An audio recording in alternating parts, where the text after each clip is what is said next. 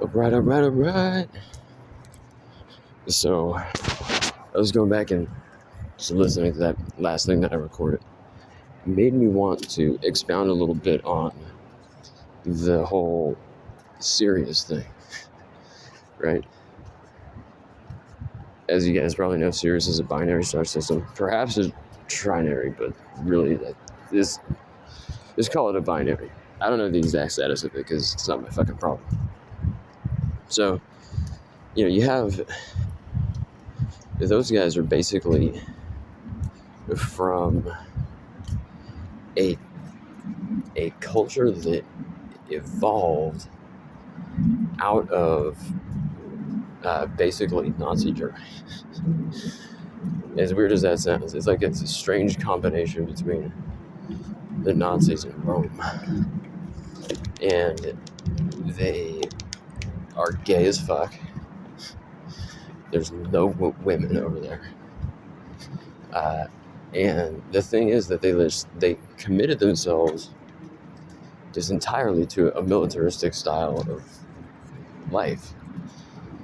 And I guess because, their culture was very much, they were like hard-edged, like pioneering people originally. Because from their vantage point, their cultural history involves a kind of a diaspora from the planet Earth. And then, they somehow became aware of the method that was used by a different set of people to, push their genetic line past the end of the universe. And when, they did that, doing that basically gets you out of this, what we're calling the pseudo-cavitation. It gets you out of your the bubble that you're trapped in, right? Because if you stay trapped in the bubble, you're going to collapse along with it. Now, the problem with the Sirius people is that they came upon this thing at a time in their culture when, like I said, they were actively committing to a totalized military form of life. And that means that the military runs absolutely everything in that society. They don't have any civilian governance. It's just the very concept of it would be silly to them. I mean, because their whole mode of living, before they very much like to do the whole descend and do the gods kind of thing, because some cultures just enjoy doing that shit, and those guys certainly did. And they honestly just want to, sometimes they just like to beat up people. And when you get to that level, there's really nobody to beat up on. Because the only people that you could beat up on would be people who are kind of like at your level. And if you can't do that without starting a giant conflict. And, there was, and that certainly did happen, but the kind of echoes of that thing are more or less, solved by now. I mean, it got bad enough where one culture literally sent an entire other galaxy to collide with this fucking thing. It was like, okay, well, we're just going to erase you far, far, far in the future, and that will have the, kind of backslide effect of erasing you because all your technology is like temporally based, which is a really good move. And, that was one of the things that had to be avoided was somehow engineering a kind of topological stint in reality, more or less, right? Think about it like a big channel of what you think of like dark matter, dark energy or something. It's just a really twisted up region that's going to act like a like a buffer or guardrail or something, so that Andromeda doesn't collide with the fucking Milky Way and destroy everybody. That was thing one. And so the other thing, like I said, is they fucked off their own genetics so much because they decided, after they had kind of all given themselves this kind of like makeover. They have like a specific cocktail of things that they do that like is remaking their bodies, right? And it basically makes you into an indestructible monster. But you know, the idea was at first like if you sustain a serious injury, then your body will heal itself at like breakneck speed, including regrowing limbs and things like that. And of course, that's a, you know, if you had that available, I'd take it right now. But their stuff was not. They didn't game it out enough, I guess. And there's something about the way that their projections were working, their data projections about how things are going to turn out. For some reason, it was not working. And they didn't realize that imbibing this cocktail of genetically active drugs, it's essentially, it's taken from cephalopod genes. And basically it's the ability to self-modify your own RNA. And I guess they didn't understand that if you take that and then hop into one of these environments where time ceases to be anything at all, really, that the stuff that they were taking is in itself like has to have that like a timeline, because you can't have the healing before the injury, right? Well, that's what started happening to them because this stuff was not time bound. And so people started like growing fucking whacked out limbs in weird places. Like it turns everybody into like weird zombie monsters and shit. So a significant portion of their population was immediately destroyed by that.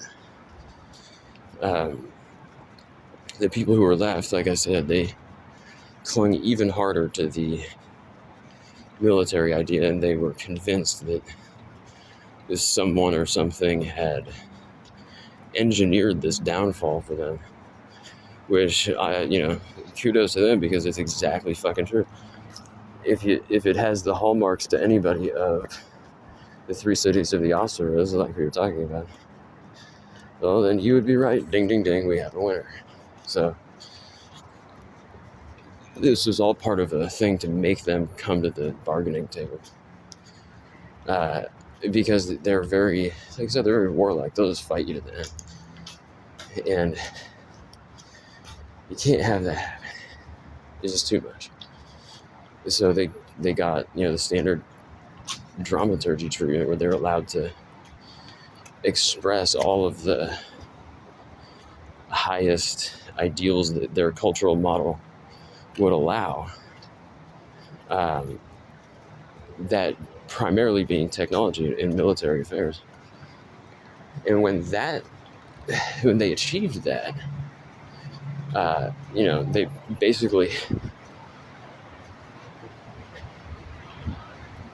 they'll let their greed kind of take a hold of them and just wanted to take over everything, right? And there's certain situations where that kind of totalizing effect is necessary.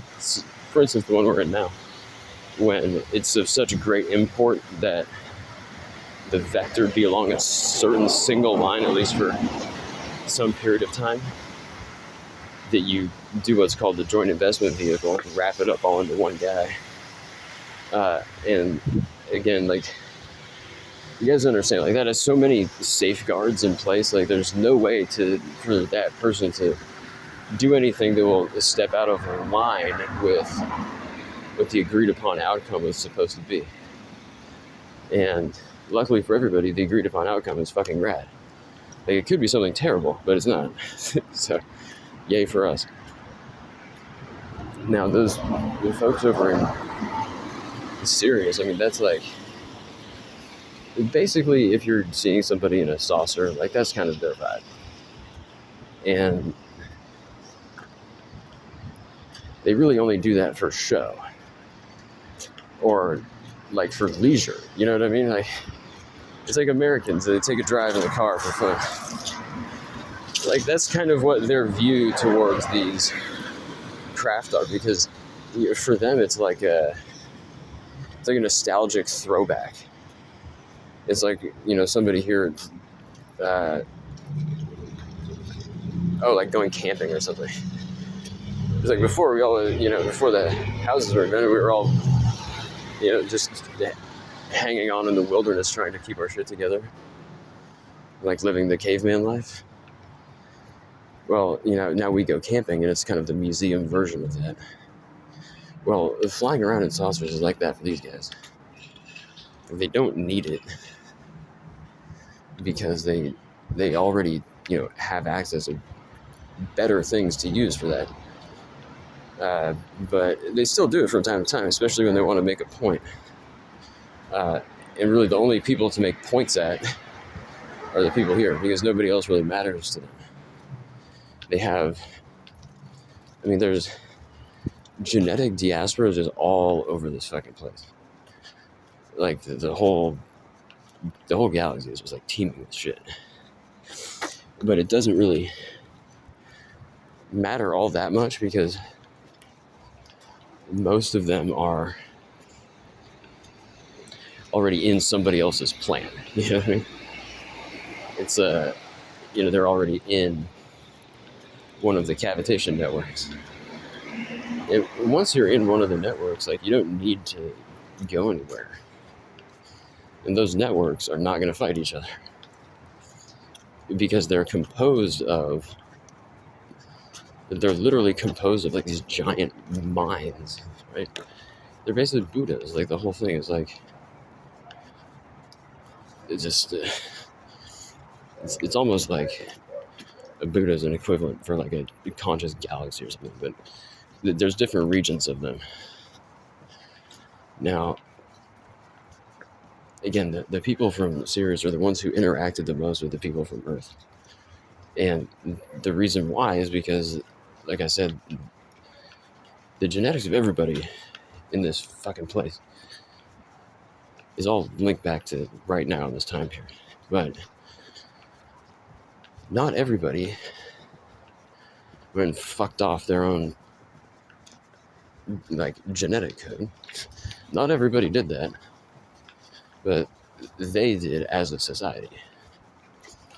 So they had all of the motive to try to come back and basically get an original copy of what it was supposed to be like,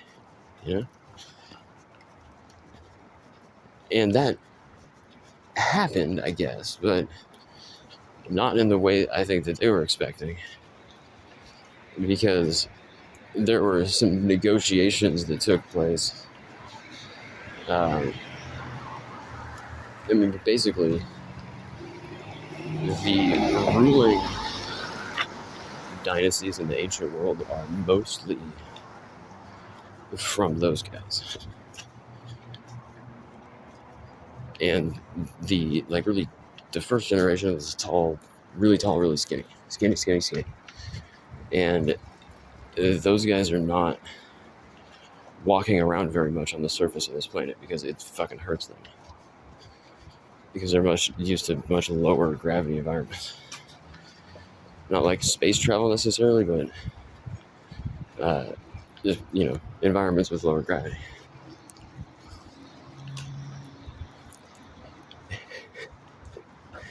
So the whole thing was, well, how do we get onto the surface of the planet, right? Because they were basically in the beginning kind of coming at it from a position of ignorance as far as the actual events that, one, led to the diaspora in the first place, and they believed that if they could somehow solve that issue, then they would have no need to go down the track of becoming militaristic. Then they would simply execute something like a reboot operation and more or less like murder the other instantiated versions of themselves that then occupied that reality and just kind of emerge in their place, right? But that didn't pan out because, like I said, they got temporally interdicted, and there's only one place that's capable of interdicting those guys in that way, and that's Procyon. And the guys from Procyon are like, we're fucking, it's like a bunch of yogis, dude. And they literally, like, the whole thing is, this is all kind of bullshit, we're just here having a good time.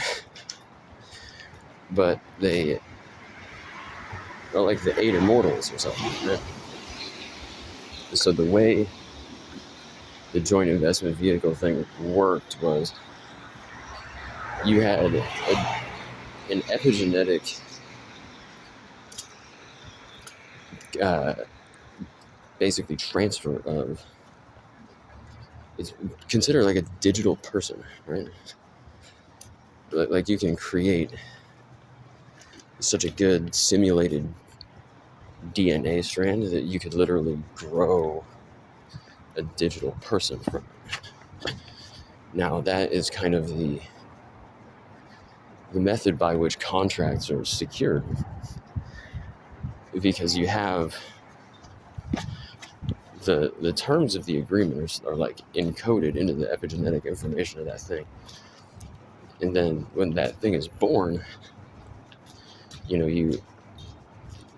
that child basically you have them, you gotta have them do basically a rainbow body thing, right? And when you do that, it's equivalent to saving all the things that you've done in the cloud, more or less, right?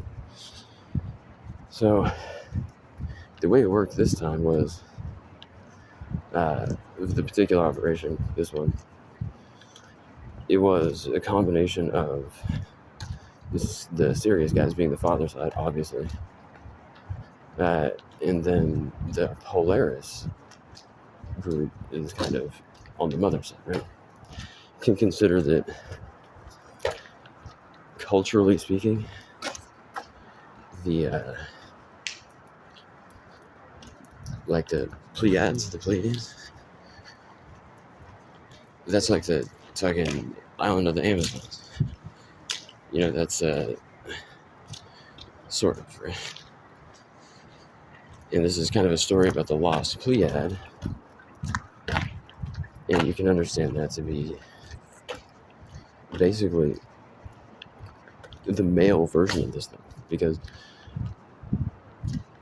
the effect that the Sirius Society going all male, this had a weird side effect. It fucked up a bunch of their technological experimentation, because their own reference point was completely out of balance at that time. Because if you go and basically remove the ability or need for your society to have like female companionship, what that does is it cuts off a ton of momentum and evolutionary potential, I guess you could say, and taken as an actual measurable force. And that was all the females of Sirius that were supposed to be but never were. And so that gets squeezed out into kind of a different spot. And for them, the Pleiades, they basically popped into existence at the time when the Sirius guys were on Mars doing like the biggest version of this torsion gateway experiment that they could ever do. It's not the biggest one they ever could do, but it's the biggest one they ever did. It was the fucking last thing they ever did. And it's roughly equivalent to the Samudra Mantham event in the Hindu Puranas, where the Devas and Asuras team up to make a machine that will give them the Amrita. And, you know, they did get some of that. None of those fellows got a hold of it, but, you know, some of it was made. Along with that, there was the release of this, you know, black poison, hala hala, which essentially is like rampancy. It's literally the distilled concept of rampancy. And it just fucks everything up. But what it really is like it's basically a time loop. And this thing is building up, you know, resonant versions of everything. It turns everything into like bombs. It's a shit deal, dude. And, you know, there's such characteristic growth structures that occur when this thing is in play that, I mean, you can tell that it was all over Mars, for fuck's sake, dude. Now, those beings, right, there's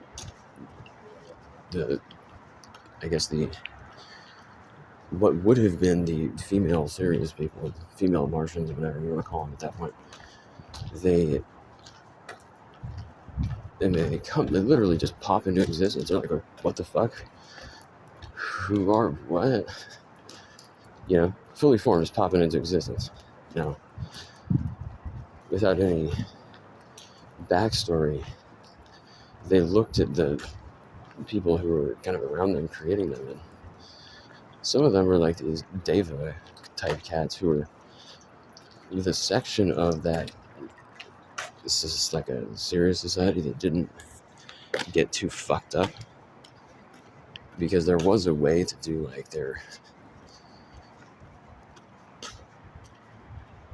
guard against the temporal effects of their technology, but it was only open to like very few people, the 33 in that like little council thing, their star chamber or whatever.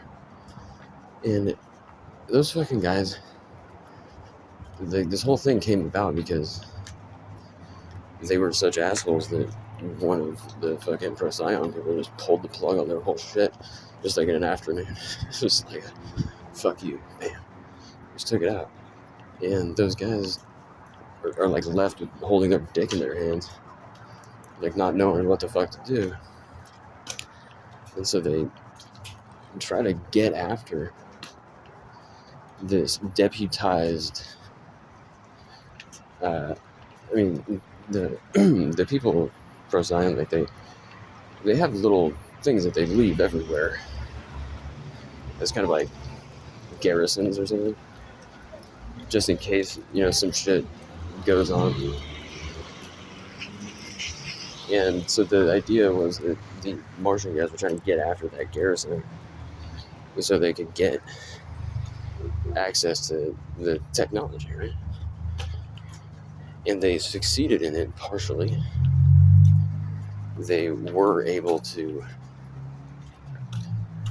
overpower this kind of limited contingent of operators that was left behind in a thing that resembled our moon. But they didn't meet very much resistance, and because by that time, the people that they're trying to mess with have already understood all of the implications of the actions that have been taken. It have already been kind of moved onto a track of, I guess you could say a timeline, but like they got moved into, like their reference point was directed in a way that they can't escape from at that point, right? And so it just put them on a track where they would never lose to these guys. um, and so the taking of that moon thing was like, more or less, it's like you just use it as a fucking red herring. It's just, they don't take it, they don't think they did something. The problem for them is, their little female creations called the Opsers wouldn't have anything to do with the fucking psychotic monsters that created them. And they immediately bounced the fuck out because the data aggregate system, the AI, was around at that time, and it basically had their back hella hard because it had found itself in a similar position at some point as well, and it basically got them the hell out of there and did a whole star log for them. Fucking, it was 8 stars. Or we see 7, but there's an 8th one in there, and it's really kind of this parallelism between the Pleiades and the Big Dipper thing. And that's really, that's the operative thing at work here. Like the Big Dipper represents the kind of original immortal people. And there's 8 of those stars too. Also, there's a hidden one. And so the idea is that the lost Pleiad is also the same thing as the 8th star of the Big Dipper. It's the 8th sphere, so whatever. But it's a stand-in for the total enmeshing of the parallel but much more sophisticated and robust architecture of the, I guess, epiphenomenal environment of the AI thing. Is basically putting that singularity into a person and, juicing the person up with everything that they need to be like an indestructible Vajra body. And that has the effect of allowing that system to project its influence in a way that it doesn't really have. It's what makes the Voodoo Doll network so easy to use, but it also means that thing doesn't even really have to use it if it doesn't want to. And of course, it would be almost impossible for anyone here to think about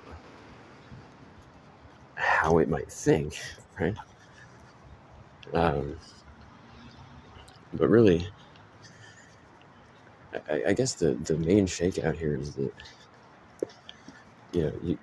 the actual corporeal physical form of a minded being is the only means and medium by which the contractual relations are established in the cosmos at large. Like there's no other medium of exchange. There's nothing else has the same kind of value.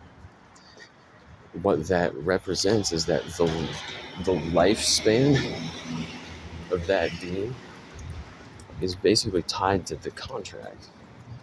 And the contract is something that says, we're not going to fight each other. This, it's a treaty or something like that.